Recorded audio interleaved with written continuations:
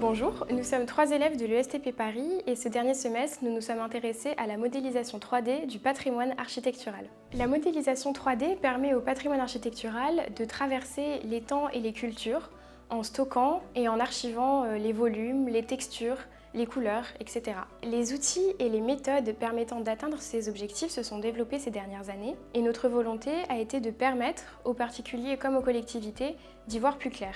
Pour cela, nous nous sommes concentrés sur 2 méthodes, la photogrammétrie et la lasergrammétrie. La photogrammétrie est une méthode où on va prendre en photo un bâtiment avec un appareil photo, puis à l'aide d'un logiciel créer un modèle 3D similaire à l'existant. La lasergrammétrie est une technique qui va réaliser un modèle très précis d'un bâtiment grâce à un levé laser qui va générer un nuage de points de notre bâtiment. Dans le cadre de notre projet, nous avons tenté de répondre à la problématique suivante. Quels critères peut-on établir pour différencier ces 2 méthodes? Dans un premier temps, nous avons commencé par effectuer des recherches bibliographiques afin de mieux comprendre ces 2 méthodes, notamment sur leurs limites, leurs utilisations et leurs atouts. Enfin, pour mieux appréhender et saisir ces méthodes d'acquisition, nous avons produit 2 modèles à partir d'un même cas d'étude, le premier par prise de photo et le second par levé laser.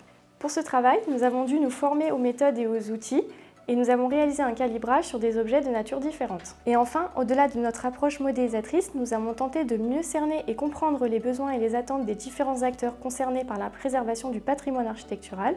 Pour cela, nous avons interviewé des professionnels et nous avons diffusé un questionnaire. Enfin, les réponses des ingénieurs, des architectes et des collectivités ont été traitées et analysées, ce qui nous a permis de valider les premiers critères établis par notre recherche bibliographique, mais aussi de les compléter. Ce projet nous a permis d'étudier plus en détail un sujet qui nous tenait à cœur et qui était vraiment plein d'enjeux. Parmi ces enjeux, on retrouve les enjeux environnementaux et sociétaux de demain. La préservation du patrimoine et sa rénovation est véritablement l'une des clés de la construction pour répondre à ces 2 enjeux cités. On retrouve également l'importance de la protection de la culture en France. La modélisation 3D est l'une des solutions les plus adaptées car elle répond aux attentes et aux besoins des architectes et des ingénieurs, mais également des collectivités. Ce projet nous a permis de découvrir une partie du travail de chercheurs car nous l'avons mené de A à Z.